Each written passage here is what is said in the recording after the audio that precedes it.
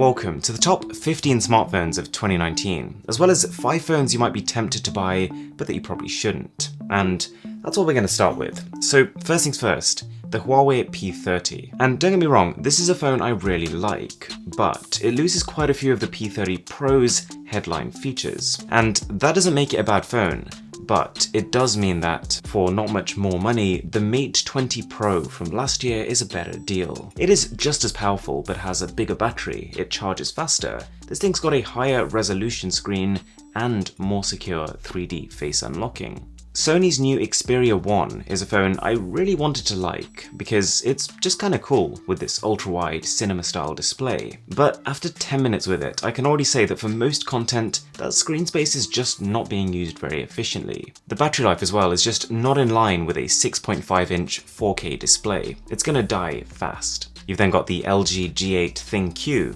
and I just think the company's missed the mark on this one. Its headline features are pretty gimmicky, and whilst it is an all-round solidly spec'd phone, you can do better for the money, as you're about to see. We've got the BlackBerry Key 2 over here, and there is a market for this phone, it's just very niche. They've built a device that runs on Android, but with a screen that's too small and too short to take advantage of it. Not to mention, the main selling point here is this physical keyboard, which will appeal to a very specific kind of consumer, but the vast majority now would benefit more from the conveniences of an adaptable virtual keyboard. And finally, the last phone that you might be tempted to buy but that you should probably avoid is the Galaxy Note 9. Don't get me wrong, I loved the Note 9 and it was a great phone when it released, but right now, unless you need that S Pen, the Galaxy S10 Plus improves in so many ways that it's tough to recommend its slower, bulkier cousin. And if you did want a cheaper Samsung alternative, then the Galaxy S9 Plus right now is cheaper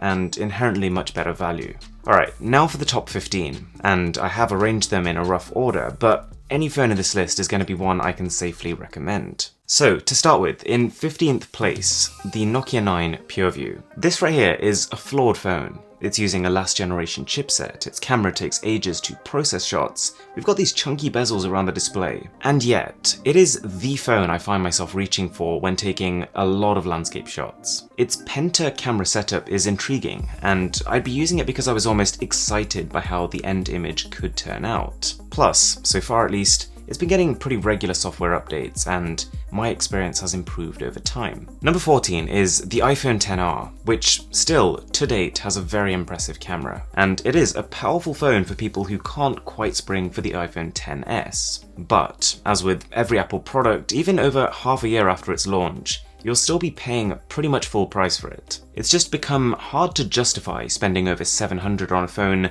with a screen like this, when alternatives are better than ever. I was super impressed by the Honor View 20. It looks distinguished, it's got a powerful chip, it's got a 48 megapixel camera, and price-wise it comes in a fair bit below most flagships. The only real downside is that the company has opted for a time-of-flight camera on the back, which is not a bad thing, but they've used it instead of what I would say are the more useful telephoto or ultra-wide lenses. The iPhone XS is still an impressive phone, and has aged a little better than the XR because of its slimmer bezels and higher quality display. It's also just straight up one of the fastest phones out there. You can feel quite confident when you play a game on this that it's going to run flawlessly. We've then got the iPhone XS Max, and I would honestly say if you can cope with the larger dimensions here, this is the better buy. The larger screen is better for films and TV, and the phone also lasts 10 to 15% longer on a charge. That little bit extra makes a massive difference. Alright, number 10, and I don't think it's the prettiest phone, but there's also definitely room in the market for the Google Pixel 3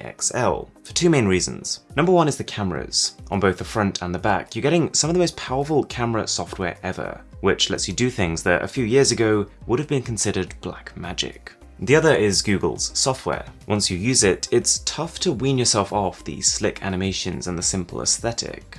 Alright, it was a beast in 2018, and it's still a beast in 2019. This is the Pocophone F1. It's a budget phone with shockingly little compromise, although it's not quite as cutting edge as it was when it originally launched. OnePlus 6T is a blissfully slick experience for half the price of a top-end phone. The software is clean and bloat-free, and so your whole experience just feels light. I would say though, whilst you'll struggle to get it on the official website, if you can get hold of the older OnePlus 6 for less, that might be a better buy, because essentially same chip, same performance, but it's slimmer and lighter.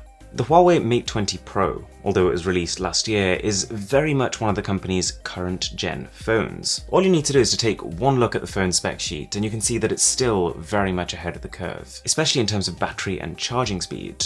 Also, the camera is a whole lot of fun to use here. Then we've got the Redmi Note 7 Pro, a budget phone, and you can tell it's not a flagship, but also there is very little to complain about. It's using the brand new Snapdragon 675 chip for very much upper mid-range performance, has a weighty 4000 mAh battery, and of course a 48 megapixel camera. It's really rather good. Alright, we're in the top 5, things are getting serious, and in 5th place we've actually got two joint phones. That's the Galaxy S10 and the Galaxy S10e. They're both amazing, but at the same time both for quite different consumers. The S10 is a little larger, it's targeted as a more premium offering, with more cameras, a curved display, and a bigger battery. But then the S10e is sold as the more practical variant. I like how it still has the stereo speakers and the display quality of its higher-end cousins, and that they've made sensible compromises, like switching the ultrasonic in-display fingerprint scanner to the still very fast side-mounted one. The Xiaomi Mi 9 is basically the cheapest full-scale 2019 flagship you can buy right now, and aside from a slightly underwhelming battery, it blew me away. For just under $500, you're looking at a Snapdragon 855 chip and a really good triple camera system. Xiaomi also added in fast charging and some of the fastest wireless charging we've ever seen. In 3rd place, we've got the Huawei P30 Pro. And this is a phone that truly excels in 3 key areas. You've got the camera zoom, you've got the camera at night, and you've got battery and charging. And by excel, I honestly mean it is so good it will constantly surprise you. At the same time though, it does have a couple of areas like its display and its speaker quality that are very forgettable.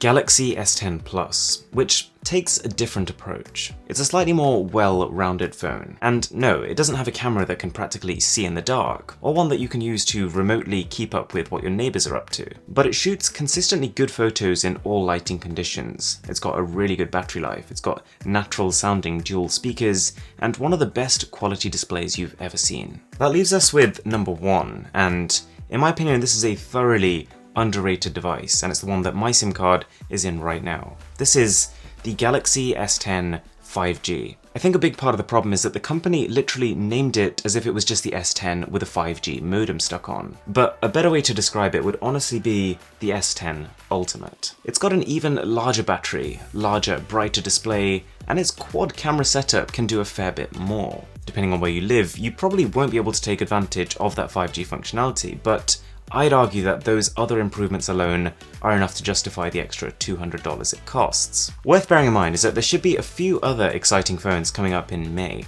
You've got potentially 3 smartphones from OnePlus, you've got some exciting things from Honor, as well as Google's budget-friendly Pixel 3a devices. There's also the foldable phones from Samsung and Huawei. But as exciting as they are, they're a bit of a risky buy right now, being literally the first devices in a completely new category. They are not only more likely to go wrong, as we've kind of seen, but also it's going to take time for developers to be able to fully take advantage of this fold, to be able to do more than just your normal size phone can. Alright guys, if you enjoyed the video, it'd be massively appreciated if you could subscribe to the channel.